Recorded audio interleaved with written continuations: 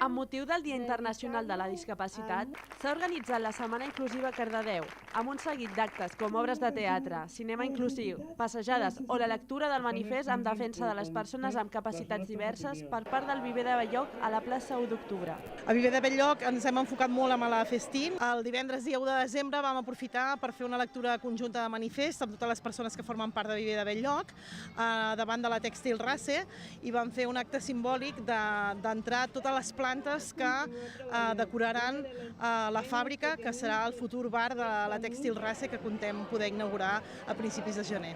La Setmana Inclusiva ha finalitzat amb la primera edició del Festín, la festa popular d'hivern que lluita per la inclusió de totes les persones amb discapacitat. L'acte ha comptat amb tallers i activitats culturals i esportives per a totes les edats, on s'ha demostrat que tothom pot participar si hi ha les eines necessàries. L'acte ha comptat amb un gran desplegament ocupant l'Avinguda 11 de setembre, l'Avinguda de Can Montells i la pista poliesportiva Pompeu Fabra. Al final és la voluntat de voler crear espais on tothom tingui un lloc per poder tenir una cosa tan simple com oci, diversió i un espai de passar-ho bé en família i amb altres persones del seu municipi.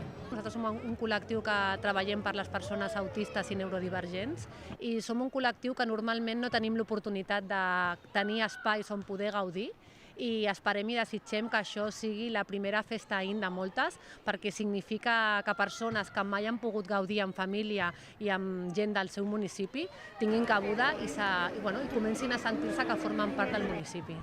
L'acte ha comptat amb la col·laboració de totes les entitats del poble que treballen amb i pel col·lectiu amb discapacitat, com el Viver de Belloc, ISOM, TEA Vallès Oriental o Adiscar.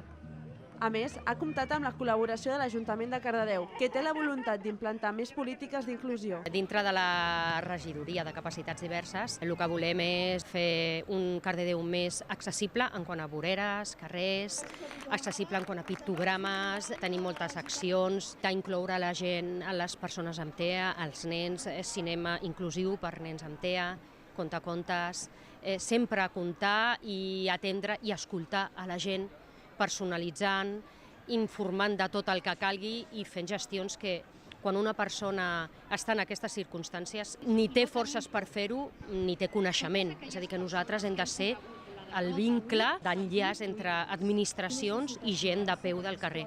L'acte ha finalitzat amb les lectures del manifest de la regidora de Capacitats Diverses de l'Ajuntament de Cardedeu, la Noelia Cortés, i de les representants de les entitats municipals. Que ens permetin viure. Dios mío, amamos, trato la gente, amamos.